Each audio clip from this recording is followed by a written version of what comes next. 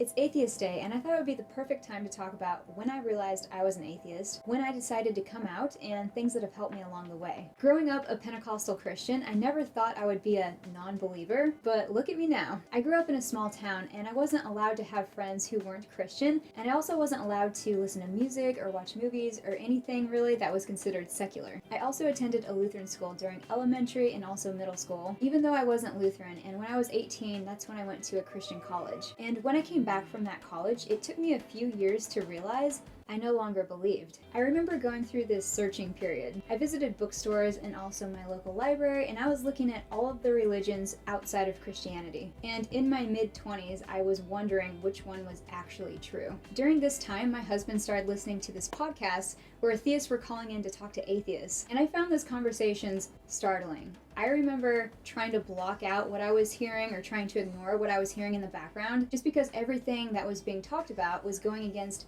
everything I had been raised on. A lack of a belief in a God, not believing in a heaven or hell. Eventually, I started actively listening to those conversations. And then my curiosity just grew from there. I started listening to other podcasts that were very similar, and I started watching these online debates of pastors and outspoken atheists, and I found myself thinking, atheist dude has a point there. You can have morals without a God? I could get behind that. In this period of my life, I began doing something I had never done before. I started questioning things and thinking for myself. It was the start of building a skeptical viewpoint.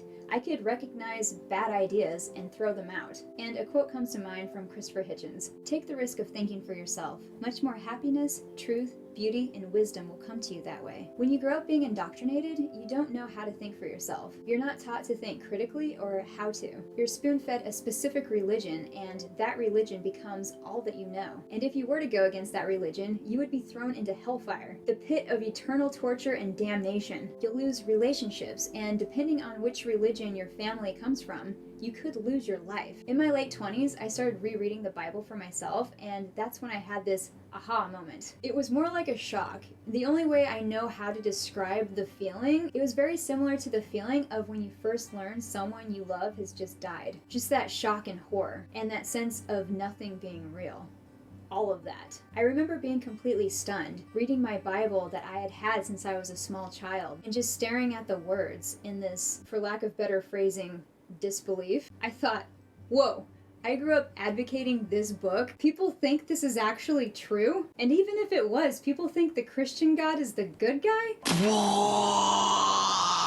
It was as if I finally saw the Bible for what it is, and I realized throughout my entire childhood and adolescence, it felt like I had been robbed, like I had fallen for a scam my whole life up until that point. And of course, that made me angry. Mind you, before rereading the Bible, I had been reading the Brothers Grimm fairy tales, and I saw this similar writing style. Elementary writing with this dark undertone. It had this sinister mood to it, but told in a very poorly written way. Eventually, when I realized I didn't believe in any gods, I wanted to become outspoken about that because I didn't want other people to have to go through what I had been through. The confusion of all of the harmful effects of indoctrination. The crushing nightmare of hell and thinking I might end up there. All of the years spent in church services, wasting my time. Disregarding science. Learning to speak gibberish, tongues. And thinking that should be valued. No.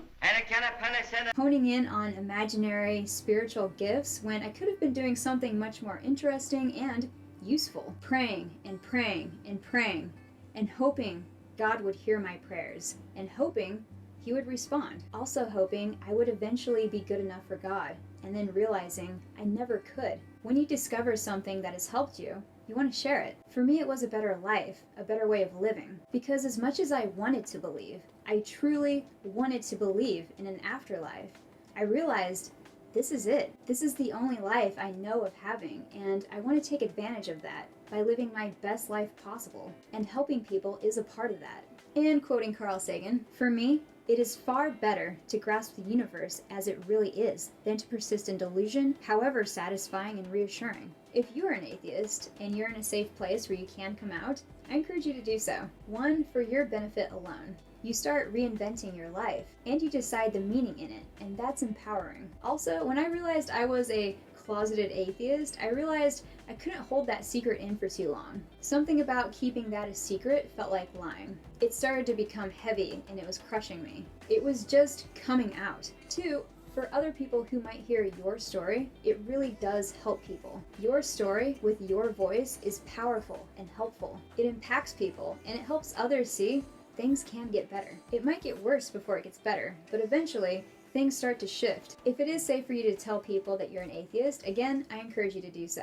I also understand for many people, this isn't the case. I fully understand that in some cases, being an apostate will get you killed. This is why we call people who come from abuse survivors. I actually don't love that word in particular. I like to think of people who come from abuse and religious abusive families warriors. Your safety is the #1 priority. If it's not safe for you to be outspoken about being an atheist, don't. Please stay safe. Maybe later you can come out. But what matters most is your life, your one beautiful life. And maybe it doesn't seem that beautiful right now.